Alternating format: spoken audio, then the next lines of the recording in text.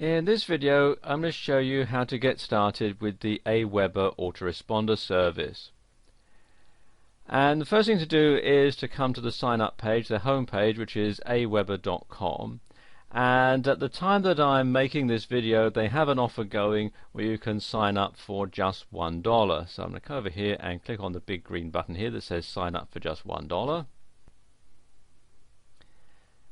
And you can see $1 trial account, and then you'll be charged $1 for the first month and $19 on a recurring monthly basis after your trial.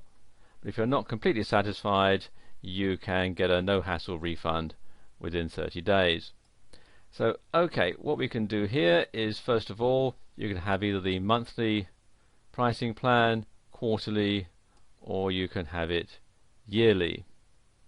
I'm just going to have the monthly plan for this demonstration. So I've selected monthly. Next thing I need to do is enter details here to create my account. They want a login name, first name, last name, email address, telephone number, and then I'll need to fill in my billing details and then click on I agree, complete my order. So I'll just do that now. And after you've completed the information and clicked on the button, it will take you through to this window, and it'll also send you an email with your password and so on. And once that's done, you can then get started with the autoresponder service. So click on here to say let's get started. It takes you through to this page, and there are some training materials that you can access here. There's some videos and PDFs and so on. And you can do a subscriber search, and you can get the statistics for your lists and so on. I'm using kind of small screen resolution here to get everything in, so there is actually more information off to the left which you can't see on this particular video. Okay, let's create a list. So click on this button here. Takes you through to this page, and you've got the basic information. There's the list name, which is set automatically. You can set your own name, but I'm going to leave it as it is. Then you can give a list description, so let's call this the main list. Then there's the from name, that's the name which will appear as the sender, and then there's the email address. So you should avoid using free addresses like AOL.com and Yahoo.com, and if I was doing this for real, I would have the contact address with my website URL on there, but I'm actually not going to do that for this demonstration. I'm going to leave it as this Gmail account. Okay, scroll down a bit here. Then you have the notifications, and this is where an email will be sent when someone subscribes to your list. You can enter that in there, or you can use the default one that you set up when you opened your account. I'm going to leave it with the default one for the moment, so click here on Save Settings. Okay, now let's add some messages in. So add a follow-up message.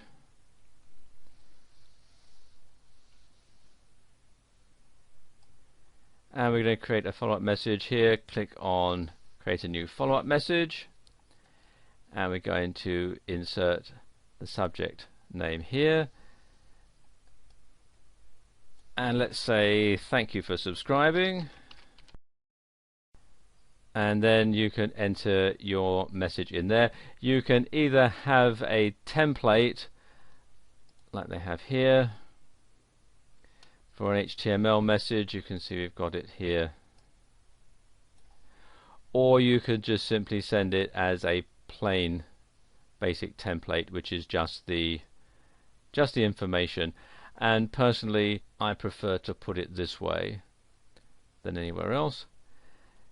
You can enter your message in here. Best to write it out in your word processor first. You can either have HTML, and you can also have a plain text message as well. You can also attach a file, and say when you want it to be sent. Normally you would send the first email immediately as soon as someone has signed up. You can also track the clicks, and then you can preview and save your message in there. Let me just copy and paste a message from my word processor, and there we go, that's in there now. One thing you can also do with this is to personalize the message so that it looks like it's being addressed to the subscriber directly instead of just being sent out to everybody. And the way you do it is very simple. First of all, put your salutation and then click on this link here that says personalize, and you can see there's all these different things that you can add in, and it's a bit like if you use mail merge on your word processor. So I'm going to have first name, and now there we go, it says hi first name, thanks for signing up, here's the link to your first video download. And what we can do is highlight that and insert the link by clicking on this icon here.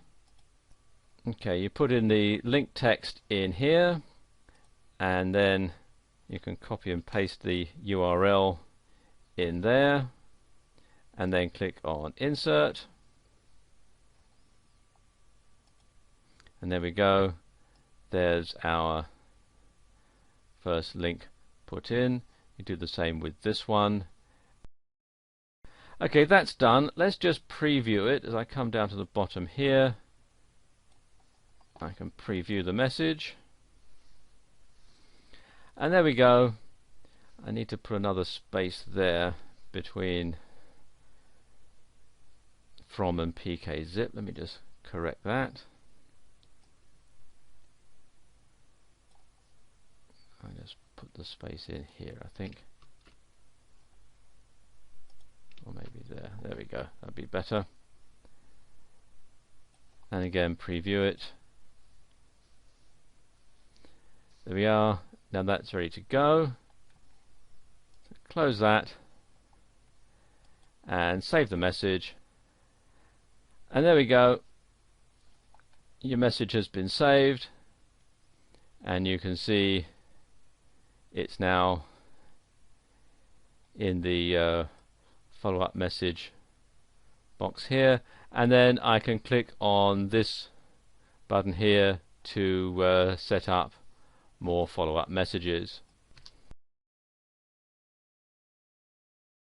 Of course, no one's going to get the message if they don't know how to sign up, so come over here to the Web Forms tab and takes you to this page, and you can create a new web form just by clicking on this green button there. You can see here step 1 is to design the look of your web form, and you can have a various ones that you can select here. Let's have barbecue. It gives you an idea as to what it will look like. Click on load template. You can edit the header by clicking here. There you go, get your free barbecue video now, just complete the box below, so click on save.